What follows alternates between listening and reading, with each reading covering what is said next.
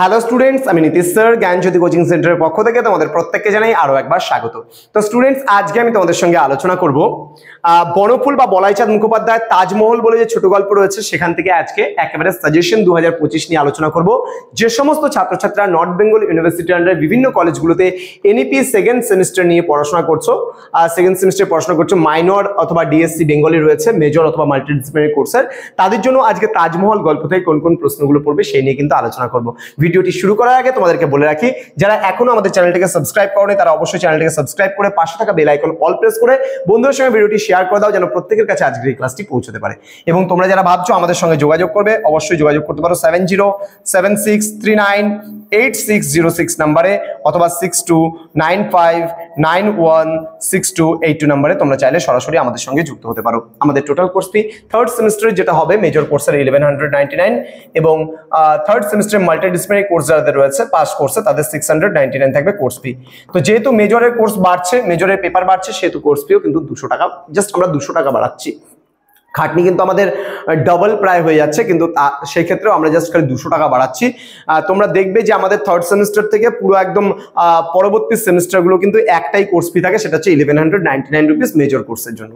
ঠিক আছে, তো আমরা কোনো রকম ভাবে কোর্স ফি বাড়াচ্ছি না, আগেও যেটা ছিল এখনো সেটা আছে, কিন্তু ফার্স্ট সেমিস্টার এবং সেকেন্ড সেমিস্টারের তুলনা যদি করি তাহলে 200 টাকা জাস্ট বেড়ে যাচ্ছে এবং সেটা লাস্ট সেমিস্টার অবধি থাকবে।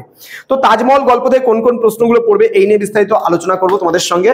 প্রথমত বলবো বনফুলের তাজমহল ছোট গল্পের নামকরণের সার্থকতা আলোচনা করে, এই প্রশ্নটা ভীষণ গুরুত্বপূর্ণ, খুব ভালো করে পড়বে কিন্তু। হ্যাঁ, আচ্ছা, নেক্সট প্রশ্ন, বনফুল বা বলাইচাঁদ মুখোপাধ্যায় বলছে তাজমহল গল্পের সমাপ্তি কিভাবে ঘটেছে তা আলোচনা করো।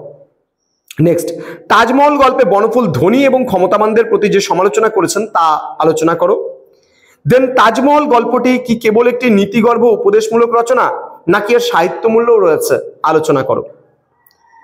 এই কটা তোমরা পড়বে বড় প্রশ্ন। এবার মধ্যম মানের যে প্রশ্নগুলো আমি দিয়েছি সেই মধ্যম মানের প্রশ্নের মধ্যে তাজমহল গল্পে লেখক ভালোবাসার কোন চিরাচরিত দিকটিকে তুলে ধরেছেন তা আলোচনা করো, এটা খুব ভালো করে পড়বে।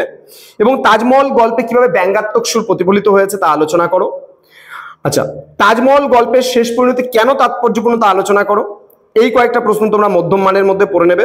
তাজমহল গল্পে ক্ষমতাবানদের কি কথা এখানে তুলে ধরা হয়েছে সেটা একটু পড়বে। এছাড়া ছোট প্রশ্নের মধ্যে পড়বে বনফুলের তাজমহল গল্পের মাধ্যমে তিনি কি বার্তা দিতে চেয়েছেন, গল্পে ঐশ্বর্য এবং ক্ষমতার মোহ কিভাবে তার পরিণতি ডেকে এনেছিল সেটা সম্পর্কে তোমরা পড়বে।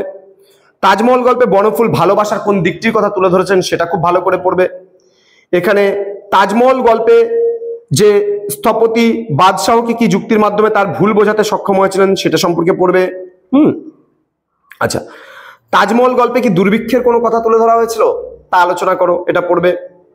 এবং বনফুলের তাজমহল গল্পটি কিসের প্রতীক তা আলোচনা করো। এই কয়েকটা প্রশ্ন পড়লেই তোমাদের কিন্তু পুরো বাংলা শেষ হয়ে যাবে। একদম পুরো টপিক ধরে ধরে আমি কিন্তু আলোচনা করলাম তোমাদের সঙ্গে, প্রতিটা বিষয় বাংলার আলোচনা করা হলো। কোন কোন বিষয়গুলো তোমরা পড়বে না পড়বে সমস্ত কিছু বলে দিলাম তোমাদেরকে আজকের এই ভিডিওর মধ্যে দিয়ে। তো আজকেই ছিল তোমাদের শেষ ক্লাস এই সেমিস্টারের বাংলার। দেখা হবে খুব তাড়াতাড়ি আরো কোনো নতুন ভিডিও নিয়ে, নতুন কোনো বিষয় নিয়ে। তোমরা প্রত্যেকে ভালো থেকো, সুস্থ থেকো। Thank you so much, thanks for watching. পরীক্ষার জন্য প্রত্যেককে অল দি বেস্ট।